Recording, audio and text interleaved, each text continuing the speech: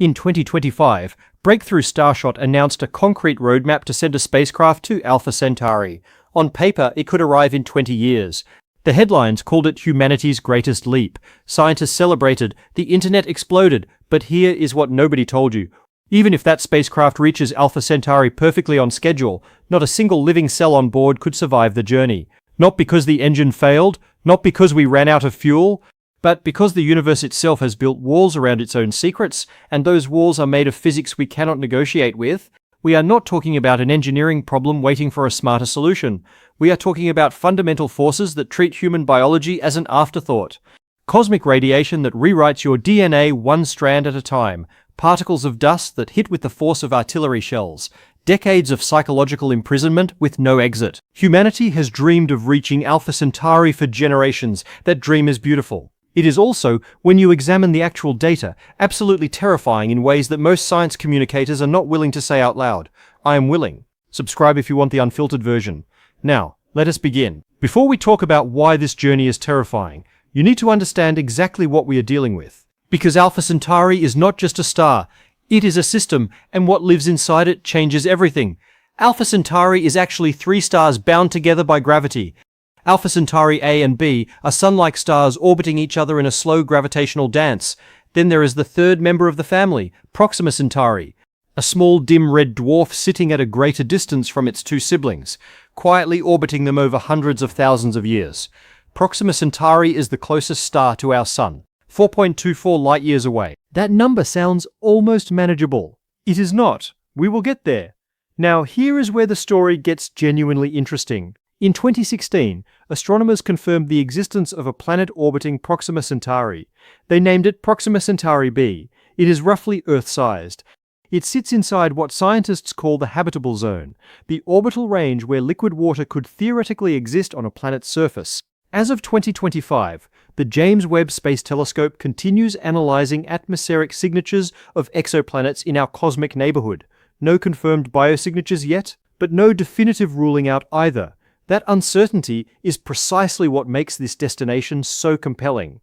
We are not just talking about visiting another star. We are potentially talking about the first destination in human history, where life, microbial, primitive, or otherwise, might actually exist beyond Earth. Think about what that means. Every major religion, every philosophical tradition, every child who ever looked up at the night sky and asked the question, all of it pointed toward a moment like this. And the nearest candidate is 4.24 light-years away. Close enough to dream about, far enough to be brutal. So we have a destination, a real one. A potentially habitable world orbiting the nearest star to our Sun. The obvious next question is simple. How do we get there? This is where the universe stops being poetic and starts being ruthless. Let us start with what we actually have right now. The Parker Solar Probe is the fastest human-made object ever built. At its peak velocity, it reaches approximately 430,000 miles per hour. That number sounds extraordinary, and by human standards, it genuinely is. At that speed, you could travel from New York to Los Angeles in roughly 6 seconds. But here is the problem. At that speed, a journey to Proxima Centauri would take approximately 6,700 years. To put that in perspective, 6,700 years ago, ancient Egypt had not yet built the pyramids.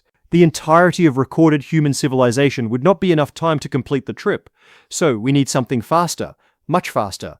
Enter Breakthrough Starshot, the most credible interstellar propulsion concept currently under serious scientific development as of 2026. The proposal involves accelerating a gram-scale spacecraft using a ground-based laser array delivering gigawatts of concentrated power. The target velocity is 20% the speed of light. At that speed, the journey takes approximately 20 years. 20 years sounds almost reasonable, until you do the math on what 20% the speed of light actually means in physical terms. The laser array required would consume the electrical output of a mid-sized nation, focused with surgical precision onto an object smaller than your hand for a window of only a few minutes. A misalignment of a fraction of a degree, and the spacecraft disappears into the void permanently, and that is just the launch. The journey itself is where things become genuinely terrifying. Let us assume we solve the propulsion problem. Let us be generous and say we build a spacecraft capable of carrying human beings at 10% the speed of light. That gives us a travel time of roughly 42 years. One way. Now the universe reveals its second argument against us, and it has 3 of them. The first is radiation. Earth's magnetic field and atmosphere form an invisible shield around every living thing on this planet. You have never thought about it because you have never had to, but the moment you leave that shield behind, the universe opens fire. Cosmic rays, high-energy particles accelerated by supernovae, black holes and other violent events stream through interstellar space continuously. NASA data from astronauts aboard the International Space Station shows that even in low Earth orbit, partially protected by a magnetic field, a 6-month mission delivers a radiation dose exceeding the lifetime safety limit for nuclear power plant workers. A 42-year journey through deep interstellar space with zero magnetic protection would expose the crew to levels of radiation that current shielding technology cannot adequately address. We are not talking about elevated cancer risk. We are talking about accumulated DNA damage at a cellular level that compounds year after year after year. Imagine standing in a rainstorm where every raindrop is a microscopic bullet passing through your genetic code. You feel nothing in the moment, but your body is quietly being rewritten, and not in ways that favor survival. The second argument is dust. Space is not empty. Interstellar space contains gas, microscopic dust particles, and occasional larger debris. At conversational speeds, a dust grain is irrelevant. At 10% the speed of light, that same dust grain carries the kinetic energy of several kilograms of high explosives. This is not speculation. This is straightforward Newtonian physics. Kinetic energy scales with the square of velocity. Double your speed and kinetic energy quadruples. At relativistic speeds, a single milligram of matter becomes a weapon capable of catastrophic hull damage. Any viable interstellar spacecraft needs shielding thick enough to absorb these impacts. But thicker shielding means greater mass. Greater mass means more energy required for propulsion. More energy required means larger fuel reserves. Larger fuel reserves mean greater mass. The cycle has no clean exit. The third argument is time itself. At 10% the speed of light, Einstein's special theory of relativity, confirmed daily by GPS satellite corrections, predicts measurable time dilation. The crew ages slightly slower than people on Earth. The effect at 10% light speed is small, but push that velocity toward 90% of light speed and the numbers become existentially strange. A crew traveling at 90% light speed for what feels to them like 2 years would return to an Earth that has aged nearly 5 years. Push further toward the speed of light and the gap widens dramatically. You are not just crossing distance, you are crossing time. And the people you left behind are not waiting in the same moment you remember. Let us stop talking about physics for a moment. Let us talk about you. Imagine you are 30 years old. You are healthy, intelligent, psychologically screened and cleared by the most rigorous evaluation process in human history. You have been selected. Out of millions of candidates, you are one of the few dozen people deemed capable of making this journey. You step onto the spacecraft in 2040. The doors close. You will never walk into a grocery store again. You will never feel rain on your skin. You will never see a horizon that is not a metal wall. Every meal you eat for the next 4 decades will be grown in hydroponic chambers under artificial light, recycled and reconfigured from the same biological material, over and over again. Every breath you take has already been breathed by your crewmates. The air itself is a closed loop. The spacecraft is smaller than a city block. You know every corridor. You know every face.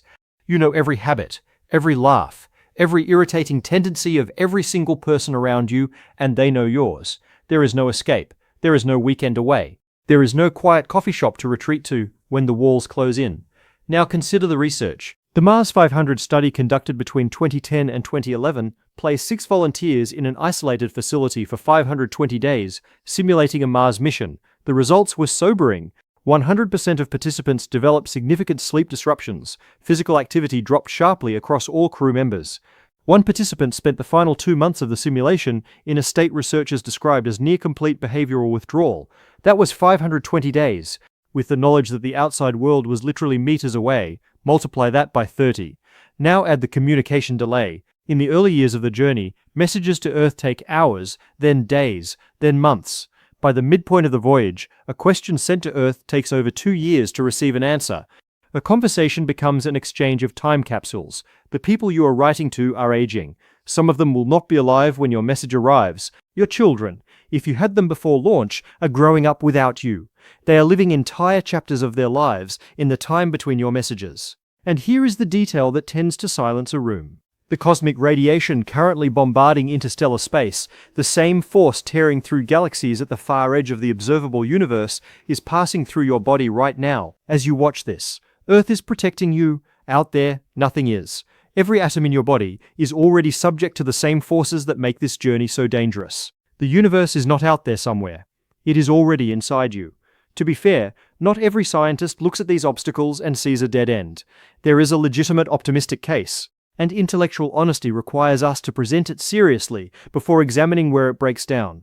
The first counterargument is hibernation technology. SpaceWorks, a NASA-funded aerospace company, has been developing a concept called torpor-induced hibernation for long-duration spaceflight.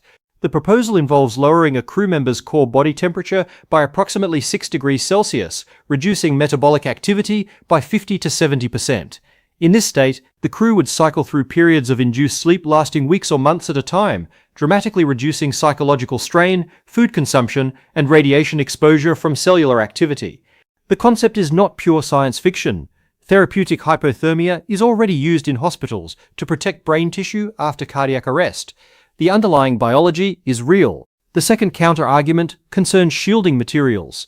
Polyethylene, the same plastic used in grocery bags, has shown surprisingly strong radiation absorption properties in laboratory testing, particularly against neutron radiation. Combined with hydrogen-rich composites and active magnetic deflection systems, researchers argue that a layered shielding approach could reduce crew radiation exposure to survivable levels over multi-decade timescales. The third counter-argument is artificial intelligence. By the time a crewed interstellar mission becomes technically feasible, autonomous systems will likely be capable of managing the vast majority of spacecraft operations without human intervention. A smaller crew, perhaps 4 to 6 individuals rather than dozens, reduces consumable requirements, psychological complexity, and overall mission risk. These are serious arguments made by serious people. Now let us examine where the optimism encounters history. In 1917, Albert Einstein added a term to his field equations of general relativity. He called it the cosmological constant. He inserted it specifically because his equations predicted a dynamic, expanding or contracting universe, and Einstein was convinced the universe was static and eternal. So he introduced a mathematical correction to force the equations to produce the answer he expected. 12 years later, Edwin Hubble demonstrated observationally that the universe is expanding. Einstein called the cosmological constant the greatest mistake of his life.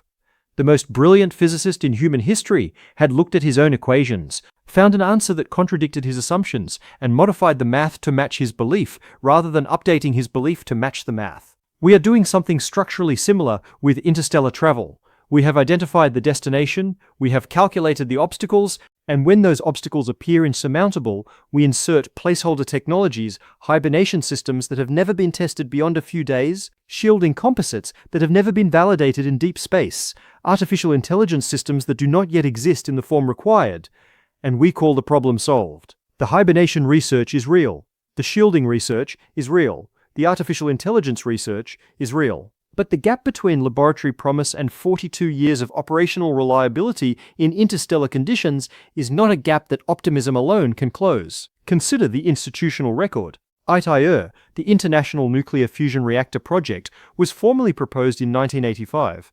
As of 2026, after 4 decades of international collaboration and cost overruns exceeding the original budget by a factor of several times, the facility has not yet produced a single watt of net energy output. First plasma operations are now projected for the late 2030s. The James Webb Space Telescope took 25 years from initial concept to launch and exceeded its original budget by approximately 20 times. The Artemis program, designed to return humans to the moon, has experienced continuous schedule delays tied directly to changes in political administration and funding priorities. These are not failures of intelligence or intention, they are illustrations of a pattern. Humanity's ability to sustain a singular complex goal across multiple decades, multiple governments, and multiple generations of leadership has never been demonstrated at the scale an interstellar mission would require. And this brings us to what I believe is the most underappreciated obstacle of all, one that receives almost no attention in mainstream discussions of interstellar travel: the weight calculation. If you launch a crewed spacecraft in 2050 at 5% the speed of light, the journey takes approximately 85 years. But if propulsion technology continues advancing, a spacecraft launched in 2070 at 20% the speed of light would arrive decades earlier, overtaking the first mission and rendering it obsolete before it reaches its destination. So the question becomes genuinely paradoxical. Do you launch now with current technology, knowing you may be overtaken, Or do you wait for better technology, knowing that the next generation will face the same dilemma and wait again? If every generation waits for the next breakthrough, no one ever leaves. If someone leaves too early, they may spend their entire lives traveling toward a destination that a faster mission reaches first, arriving to find a colony already established by people who launched 30 years after them. The universe does not care about the elegance of our planning. It only rewards the ones who go. Here is what the next 20 years actually look like, based on projects currently funded and under active development. The Extremely Large Telescope, currently under construction in the Atacama Desert in Chile, is scheduled for first light in the late 2020s. When operational, it will be the largest optical telescope ever built, with a primary mirror 39 meters in diameter. For the first time in history, it will have the resolving power to directly analyze the atmospheric composition of Proxima Centauri b. Not infer it, not model it, actually read the chemical signatures of its atmosphere from Earth. Within a decade, we may know whether that atmosphere contains oxygen, methane, water vapor, or carbon dioxide. We may know whether it is thick or thin, stable or stripped. We will know, for the first time, whether the nearest potentially habitable world outside our solar system is genuinely capable of supporting life, or a radiation-blasted rock with nothing left to offer. That data will change everything about this conversation. If the atmosphere shows biosignatures, chemical combinations that cannot be easily explained without biological processes, the pressure to reach Alpha Centauri will become unlike anything humanity has experienced before. Every argument about cost and risk and institutional patience will collide with the most profound discovery in human history. If the atmosphere shows nothing, if Proxima Centauri b is barren and hostile, the conversation shifts entirely toward the broader question of what lies beyond. Barnard's star. Wolf 359, Lalande 2185. The search continues, but with sharper tools and harder-won wisdom. Breakthrough Starshot, meanwhile, projects its first prototype laser propulsion tests within the 2030s. Not an interstellar mission, a proof of concept, a demonstration that a laser array can accelerate a small object to a meaningful fraction of light speed within our own solar system. If that test succeeds, the engineering conversation changes permanently. And ITER, despite its troubled history, remains the most serious attempt in human history to harness the energy source that powers stars. If controlled fusion becomes operational before 2050, the implications for propulsion technology are genuinely transformative. None of this is guaranteed. All of it is in motion. So here is the question I want to leave you with. 70,000 years ago, a small group of human beings walked out of Africa. They had no maps. They had no certainty about what existed beyond the horizon. They had no guarantee of survival. They went anyway, driven by something embedded so deeply in our biology that we still do not fully understand it. Every continent on Earth was populated by that impulse. Every ocean was crossed by it. Every mountain range, every desert, every pole was eventually reached by creatures who had absolutely no business surviving any of it.